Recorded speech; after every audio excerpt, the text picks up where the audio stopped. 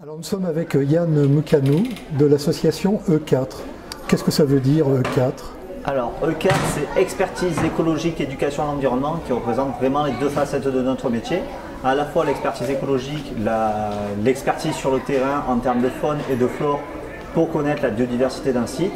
Et derrière, à travers cette connaissance, valoriser cette connaissance de la biodiversité à travers l'éducation à l'environnement, quel que soit le public, des maternelles jusqu'à Bac+2, Bac+5 ou alors directement au tout public. Donc il y a une fonction d'expertise, d'étude et en même temps une vocation pédagogique. Tout à fait. En direction de quel public? Peu importe, c'est vraiment en fonction de la demande, en fonction de nos propositions.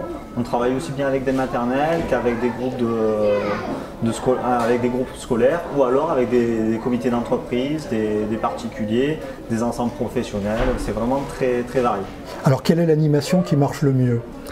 Alors c'est vrai que notre thème principal entre guillemets c'est fourmis parce qu'on a le soutien de l'INBE, l'Institut méditerranéen de biodiversité et d'écologie marine et continentale, avec le chercheur CNRS Eric Provost, qui est un grand spécialiste des fourmis, qui nous aide bénévolement sur les animations en lien avec les fourmis, que ce soit sur les stands comme le Souk des Sciences aujourd'hui, ou alors en animation collège, ou en animation maternelle, primaire, en animation scolaire en général. Quel est le message à faire passer auprès des jeunes, justement, à partir de l'étude des fourmis? Est-ce que c'est strictement sur l'animal en tant que tel, ou sur son mode de fonctionnement en société? Est-ce que c'est l'ensemble?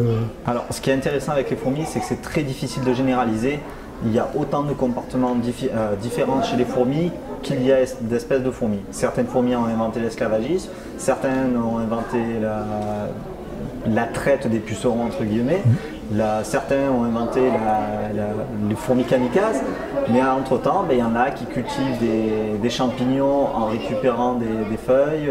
Vraiment tous les comportements c'est possible, à la fois pour les vols nuptiaux, à la fois pour les comportements alimentaires, les comportements sociétaux, vraiment tout est possible et c'est cette diversité qui est intéressante à montrer à tous les publics. Alors généralement le public enfant est assez fasciné par ce monde-là. Il est assez réceptif parce que les fourmis tout le monde a joué avec, a essayé, bon c'est pas super gentil, mais leur arracher les antennes pour faire des combats, les écraser, pourquoi pas les brûler, hein, on a vu tous les types de comportements. Mais voilà, c'est quand même un animal qui fascine. Après, c'est vrai que des écrivains comme Bernard Werber, il y a quelques années, a popularisé les fourmis. Et c'est pas un animal qui est diabolisé. Et pourtant, certaines posent de graves problèmes, notamment la fourmi d'Argentine en Europe. Donc dans vos actions tout au long de l'année, quelle place tient le Souk des Sciences? Quel intérêt pour vous de participer à ce type de manifestation? C'est un rendez-vous annuel, c'est un grand plaisir de venir, de rencontrer des personnes qu'on n'a pas forcément l'habitude de rencontrer parce que ce n'est pas uniquement des publics scolaires.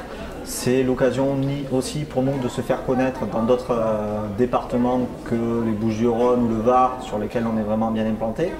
Et vraiment, c'est un plaisir de rencontrer d'autres chercheurs, d'autres laboratoires, d'échanger, pourquoi pas de monter des projets en commun les années suivantes. Actuellement, on est en train de travailler avec des grands acteurs entre guillemets du Souk des Sciences, notamment le Muséum national d'Aix ou de Marseille. Merci Yann. Merci à vous.